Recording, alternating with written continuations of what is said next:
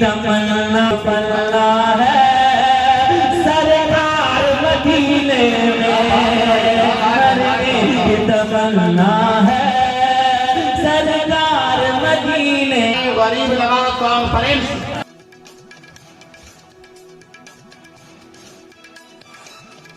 News دن بھر میں آپ کا سواگت ہے۔ میں ہوں اورنگزیب عصمت۔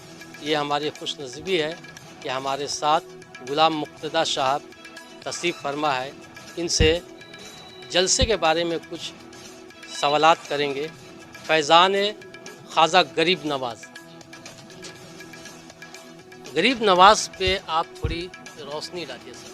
خواجہ خواجگاں ہند الولی حضرت خواجہ معین الدین چشتی سنجری ثم اجمیری رضی اللہ تعالی عنہ کی ذات بابرکات ایسی ذات ہے کہ آج پوری دنیا انہیں غریب نواز کہتی ہے، اور کیوں نہ کہے، اس لیے کہتی ہے کہ خواجہ خواجگاں خواجہ غریب نواز رضی اللہ تعالی عنہ اپنی شیر خارگی کی عمر میں دودھ پی رہے تھے، اپنے امی جان کے گود میں تھے۔ اچانک ایک خاتون گھر میں ایک بچہ کو لے کے آئی جس کا بچہ زار و قطار رو رہا تھا۔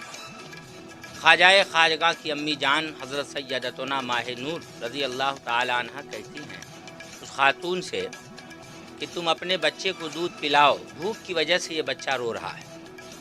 تو وہ خاتون کہتی ہے سیدہ ماہ نور، ہفتہ عشرہ ہو گئے میں کچھ کھائی پی نہیں، اس کی وجہ سے قحط کی وجہ سے قحط کی وجہ سے میرے پاس غربت کی وجہ سے کچھ بھی نہیں تھا کہ میں کھاؤں، کچھ کھائی پی نہیں، اس وجہ سے میرے پستان میں دودھ نہیں ہے، میں کہاں سے دودھ پلاؤں۔ حضرت خواجہ خواجگاں خواجہ غریب نواز رضی اللہ تعالی عنہ اپنی انگلی سے اشارہ کر کے اپنی امی جان سے کچھ کہا تو آپ کی ماں سمجھ گئیں اور اس بچے کو اپنے گود میں لگائیں اور انہیں بھی دودھ پلائیں۔ میں یہ کہنا چاہتا ہوں کہ آج کسی غریب کو اپنے غریبی پہ افسوس کرنے کی کوئی ضرورت نہیں ہے، اور نہ ہی کسی شخص کو کسی غریب سے نفرت کرنا چاہیے، کیونکہ کسی امیر کو امیر نواز نہیں، ہم غریبوں کو غریب نواز ہیں۔ ہمارے غریب نواز کی غریب نوازی کا عالم یہ ہے کہ شیر خارگی کی عمر میں ہی آپ اس طرح غریبوں کو نوازتے تھے کہ اپنے ساتھ اس بچے کو دودھ پلوایا۔ یہ شان غریب نواز کی۔ اور یہیں تک نہیں بلکہ ایک غریب شخص خواجہ خواجگاں خواجہ غریب نواز رضی اللہ تعالی عنہ سے اپنے درد کو جا کر یہ ذکر کیا جب حاکم وقت نے اس کے جائیداد کو ضبط کر لیا تو انہوں نے جا کر عرض کیا، یا خواجہ غریب نواز آپ کرم فرمائیے اور اپنے مرید و خلیفہ حضرت خواجہ قطب الدین بختیار کاکی رضی اللہ تعالی عنہ کے نام ایک خط دے دیجیے تاکہ ان کے مرید بادشاہ تھے، ان سے مجھے کاغذ مل جائے، فرمان شاہی مل جائے، میرا ضبط کیا ہوا مال حاکم واپس کر دے۔ تو خواجہ خواجگاں خواجہ غریب نواز رضی اللہ تعالی عنہ خط دینے کے بجائے اجمیر سے دلی پیدل چلے آئے۔ یہ شان خواجہ غریب نواز کی ہے۔ غریبوں کے نوازنے کا حال یہ تھا کہ آپ اجمیر سے دلی پیدل چلے آئے، اور جب حضرت خواجہ قطب الدین بختیار کاکی رضی اللہ تعالی عنہ کے یہاں قیام فرمایا تو آپ کے وہ مرید و خلیفہ تھے۔ حضرت نے عرض کیا، حضور اتنے لمبے سفر کی صحبتوں کو برداشت کرنے کی کیا ضرورت تھی؟ تو حضرت نے فرمایا کہ ضرورت یہ تھی کہ ایک غریب اپنی غربت و ذلت و مصیبت میں جب وہ گرفتار ہوتا ہے تو رب کی رحمت سے قریب ہو جاتا ہے، اور مجھے اشارہ غیب سے یہ بتایا گیا کہ کسی دکھ درد و مصیبت میں کوئی گرفتار ہو اس کے کام آنا عین بندگی ہے، تو ادائے بندگی کے لیے میں پیدل ہی چلا آیا۔ تو غریب نواز کو دنیا غریب نواز کیوں نہ کہے، اس لیے غریب نواز کہتے ہیں کہ ان کے غریبوں کے نوازنے کا حال ایسا ہے۔ حضرت معذرت کے ساتھ آج کے پروگرام میں آپ کے تقریر کا مین مدعا کیا ہو؟ میرے تقریر کا مین مدعا یہی ہے کہ اے مسلمانوں، اے دنیا کے لوگوں، ہمارے غریب نواز سب کے ہیں، ہندو ہوں، مسلم ہوں، سکھ ہوں، عیسائی ہوں۔ آپ نے جب پوچھا تو ایک بات میں عرض کر دوں جس کو اعلیٰ حضرت سرکار فاضل بریلوی نے اپنے ملفوظ میں محفوظ فرمایا ہے۔ آپ نے فرمایا کہ غریب نواز رضی اللہ تعالی عنہ کا کہ روزے سے فیض و برکات حاصل ہوتے ہیں، اور آپ نے فرمایا کہ مولانا برکات احمد جو میرے پیر بھائی اور میرے والد ماجد کے شاگرد تھے، اعلیٰ حضرت کا فرمان ہے، فرماتے ہیں کہ انہوں نے فرمایا کہ میں نے اپنی آنکھوں سے دیکھا کہ ایک ہندو جس کے سر سے لے کے پیر تک پورے جسم میں پھوڑے تھے، انہوں نے دیکھا کہ آنے والا وہ شخص بیمار خواجہ پاک کے روضے کے قریب گرم گرم ریت و پتھر پر لیٹتا رہتا، لوٹتا رہتا، تڑپتا رہتا اور خواجہ سے فریاد کرتا رہتا۔ مولانا برکات احمد مرحوم مغفور نے جو بیان فرمایا اعلیٰ حضرت ملفوظ میں محفوظ فرماتے ہیں، انہوں نے کہا میں نے اپنی آنکھوں سے دیکھا کہ 3 دن وہ شخص دوپہر کے وقت آتے رہے اور اللہ تبارک و تعالی نے انہیں شفا عطا فرما دیا، وہ صحت مند ہو گئے۔ تو آج میں اپنی تقریر سے اپنے عوام اور خوات جو حاضرین ہیں انہیں یہ بتانے کی کوشش کروں گا کہ ہمارے خواجہ سب کے ہیں، یہی وجہ ہے کہ خواجہ کی بارگاہ میں سب پہنچتے ہیں، اور لوگ نہ غریبوں سے نفرت کرے اور نہ کوئی غریبی سے گھبرائے، کیونکہ ہمارے غریب نواز آج بھی فیضان جاری کیے ہوئے ہیں۔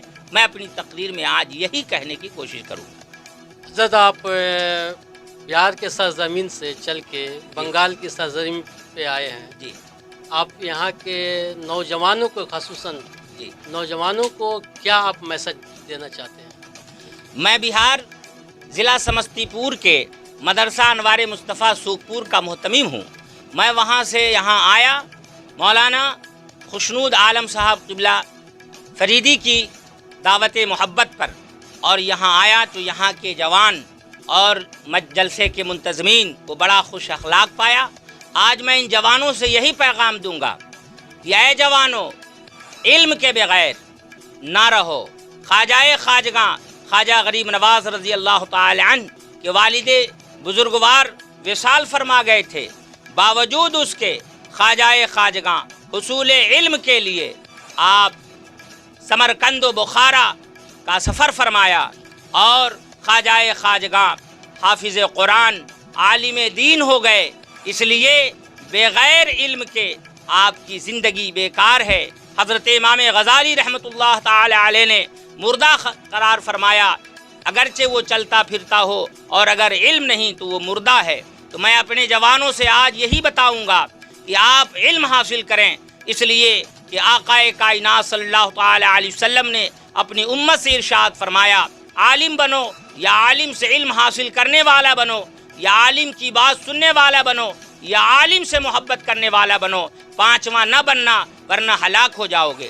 آج لوگ مدارس اسلامیہ سے دور ہو رہے ہیں۔ میں اپنے بھائیوں سے یہ کہنا چاہوں گا کہ آپ کیوں دور ہو رہے ہیں؟ خواجہ خواجگاں خواجہ غریب نواز رضی اللہ تعالی عنہ کی شان پڑھیے۔ ہمارے خواجہ خواجگاں خواجہ غریب نواز رضی اللہ تعالی عنہ آپ اور آپ کے نانیالی دادیالی خاندان کے تمام بزرگ بڑے بڑے ولی گزرے، خود آپ پیدائشی ولی ہیں، باوجود اس کے آپ مدرسے میں پڑھ رہے ہیں، عالم بن رہے ہیں۔ اس لیے آپ مدارسوں سے دور نہ ہوں، آپ بھی مدرسوں میں خود بھی پڑھیں، اپنے بچوں کو پڑھائیں۔ علم دین کا حاصل کرنا فرض ہے، آپ حاصل کریں، اللہ تعالیٰ آپ کو توفیق دے۔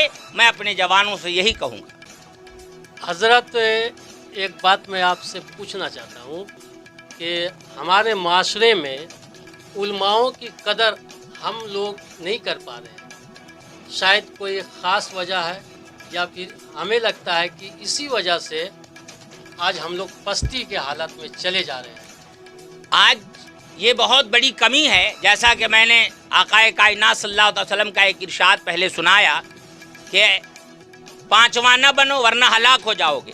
تو جو لوگ علماء کی قدر نہیں کرتے ہیں، افسوس کی بات ہے، انہیں کرنا چاہیے، اور نہ کرنا آج جو ہمارے بربادی کا عالم ہے اس کی وجہ یہی ہے کہ آج علماء کی قدر نہ کرنے کی وجہ سے یہ سزائیں مل رہی ہیں۔ علماء کی قدر کرنی چاہیے، اور اس لیے بھی کرنی چاہیے کہ اللہ کے پیارے نبی صلی اللہ تعالی علیہ وسلم کی خدمت میں دو لوگوں کا تذکرہ ہوا، ایک عالم اور دوسرا عابد۔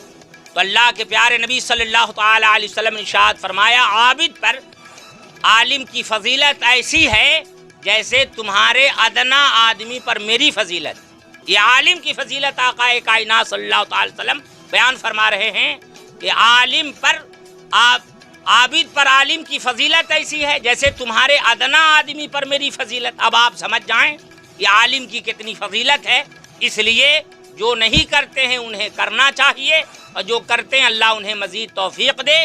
بلکہ ہر شخصوں کو عالم بننا چاہیے، سب کو عالم بننا چاہیے. اور اگر کوئی شوق ظاہر کرتے ہیں تو میں ایک حدیث پاک پڑھ دوں. اگر کوئی شوق رکھتے ہیں کہ اب میں اس علماء کی اور علم دین کی فضیلت کو جاننے کے بعد اگر میں عالم بنوں تو اب میرے پاس وہ وقت نہیں ہے کہ 10-12 برس کسی دارالعلوم میں جا کر رہوں پڑھوں. تو ایک روایت میں پڑھتا ہوں، اللہ کے پیارے نبی صلی اللہ تعالی علیہ وسلم سے صحابی نے عرض کیا، یا رسول اللہ صلی اللہ تعالی علیہ وسلم، اس علم کی حد کیا ہے جس کو حاصل کرنے کے بعد آدمی فقیہ ہو جائے، عالم دین ہو جائے؟ تو آقا کائنات صلی اللہ تعالی وسلم ارشاد فرمایا، دینی امور کی 40 حدیث ہیں جو یاد کر کے میرے امت تک پہنچائے گا، قیامت کے دن وہ عالموں کی حیثیت سے اٹھایا جائے گا، میں اس کے حق میں گواہ رہوں گا اور اس کی شفاعت قبول کروں گا. آپ اندازہ لگائیں، جسے 40 حدیثیں یاد ہو جائیں وہ اس فضیلت کو پہنچ جاتا ہے، اور جنہیں سینکڑوں ہزاروں لاکھوں حدیثیں یاد ہوں ان کی عظمت کا کیا اندازہ ہوگا. اس لیے علم دین حاصل کرنا ہر مسلمان مرد و عورت کو ضروری ہے. اللہ توفیق. بہت بہت شکریہ حضرت آپ کا، نیوز دن بھر سے آپ نے باتیں کی، الحمدللہ. بہت بہت آپ کا شکریہ.